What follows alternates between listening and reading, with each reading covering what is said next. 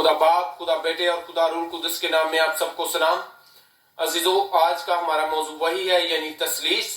क्योंकि तसलीस की पहले जो वीडियोस हैं उनके लिंक्स डिस्क्रिप्शन में दिए गए हैं। अगर आप उनको देखना चाहें तो उनको लिंक को क्लिक कीजिए तो वीडियो आप देख पाएंगे। अजीजों, तसलीस का जो पहलू है ये कलाम मुकद्दस की पहली आयत से लेकर कलाम के बहुत सारे हिस्सों में हम इसके हवालाजात देख सकते हैं। तसलीस जो है यानी कि एक खुदा में तीन शख्सियात या एक खुदा में तीन शख्सियात को मानना और तीन में एक, ये जाहिरी तौर पर ऐसे लगता है जैसे कि हम किसी तीन खुदाओं को मानते हैं, लेकिन ऐसा नहीं है। कलाम मुकद्दस में खुदावंद यीशु मसीह ने खुद भी फरमाया कि सुन ए इस्राएल, तुम्हारा खुदा एक ही खुदा है। लेकिन इसके अलावा खुदावंद यीशु मसीह आसमान पर जाने लगते हैं और अपने शागिर्दों को फरमाते हैं कि जाओ और कौमों को शागिर्द बनाओ और उनको बाप और बेटे और रूह कुदस के नाम में बपतिस्मा दो। तो अजीजों, इस एक आयत ही की बिना पर हम सिर्फ तसलीस को नहीं मानते, बल्कि अगर आप मेरी वीडियो के पहले हिस्से भी देखें तो बाइबल मुकद्दस की बहुत सारी आयत हैं जो तसलीस को बयान करती हैं। आज का जो मौजू है वो खुसूसी तौर पर उन लोगों के लिए है जो मसीहियत में होते हुए या मसीह को तो मानते हैं लेकिन वो मसीह को तसलीस का कोई भी पहलू नहीं मानते, कोई हिस्सा नहीं मानते, कोई शख्सियत नहीं मानते। खुदा का बेटा जो है वो उसको लक़ब के तौर पर लेते हैं। इनमें सबसे सरफहरिस्त जो हैं वो यहोवा विटनेस वाले हैं, जो कि कलाम मुकद्दस को दूसरे तरीके से लेते हैं, यानी कि खुदा बाप को खुदा बाप तो कहते हैं लेकिन वो खुदा यीशु मसीह को उसका बेटा नहीं मानते। तो अजीजों, अगर हम देखें कलाम मुकद्दस की कौन सी आयत ऐसी हैं जो कि कलाम मुकद्दस में हमें फरमाती हैं कि खुदा यीशु मसीह तसलीस का एक पहलू है, वो खुदा मुजस्सिम है। तो सबसे पहले मैं बताता चलूं कि जिस आयत पर एतराज किया जाता है वो है यूहन्ना की इंजील, उसका 3 बाब, उसकी 16वीं आयत।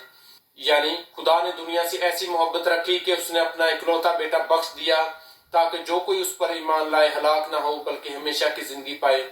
अजीजों, इस आयत में खुदा के बेटे के लिए जो लफ्ज इस्तेमाल हुआ है उसको ये मसीही लोग जो हैं ये कहते हैं कि ये सिर्फ एक लक़ब है, इसका शख्सियत के साथ कोई ताल्लुक नहीं, खुदा की शख्सियत के साथ इसका कोई भी ऐसा रिश्ता मुंसलिक या जोड़ना मुनासिब नहीं है।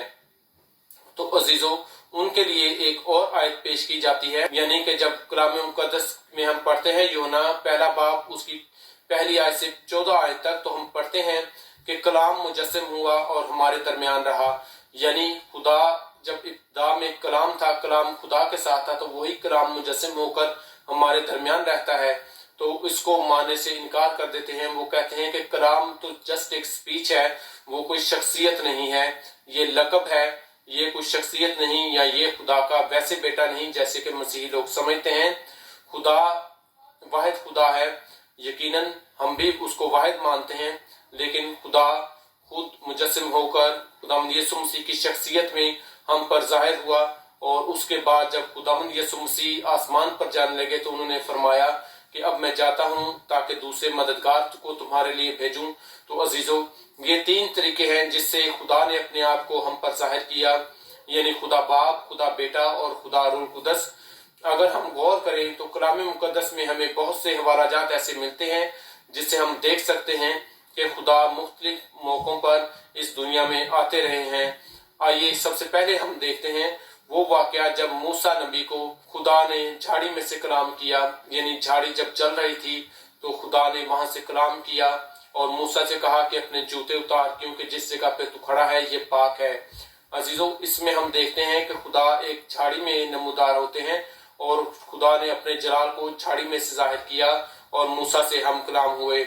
इसके अलावा अगर हम देखें तो जब मूसा बनी इसराइल को मिस्र से निकाल लाते हैं और वहां पर हम देखें तो खुदा ने बारहा बनी इसराइल कौम से बादलों में से आवाज दी और बादलों में से कलाम किया। अजीजों, इसके अलावा अगर हम देखें तो एक बहुत ही इंटरेस्टिंग चीज जो हमें नजर आती है कि खुदा ने एक दफा याकूब से कुश्ती की और सारी रात याकूब से कुश्ती करते रहे। तो अब ये जो लोग मसीहियत में होते हुए भी खुदा की जो अजली और ये हिकमत वाली बातें हैं इसको नहीं समझ पाते, तो उनके लिए मैं कहूंगा कि अगर खुदा अपने आप को एक झाड़ी में जाहिर कर सकता है, बादलों में जाहिर करता है, आग के सतून में जाहिर करता है, या एक इंसान नुमा बनकर याकूब के साथ कुश्ती करता है तो वो खुदावंद यीशु मसीह के जिस्म में मुजस्सिम होकर इस दुनिया में क्यों नहीं आ सकता, या पाक रूह की शक्ल में इस दुनिया में क्यों मौजूद नहीं होता। तो अजीजों, ये सवाल मेरे लिए नहीं बल्कि आपके लिए भी सोचने के लिए हैं कि आप इन पर गौर करें और देखें कि ये जो कलीसियाएं हैं, ये जो छोटी कलीसियाएं हैं जो अपने आप को कहती हैं कि हम मसीही हैं, लेकिन मसीही होते हुए भी मसीह के जो फरमान हैं या मसीह को खुदा का हिस्सा नहीं समझते, मसीह को खुदा की जात से अलग कर देते हैं, मसीह को मुजस्सिम खुदा नहीं समझते।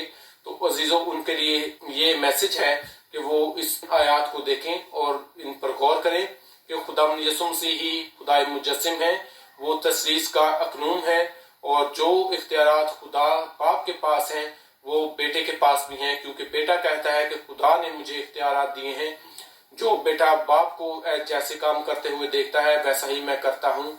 अजीजों, उम्मीद है कि इस कलाम के वसीला से बहुत से लोग बरकत पाएंगे और तसलीस के पहलू को समझने में उनको मदद मिलेगी। इस उम्मीद के साथ कि मैं अगली वीडियो में आपके साथ और बहुत सी ऐसी तसलीस की बातें लेकर आऊंगा। खुदावंद आपको बरकत दे। आमीन।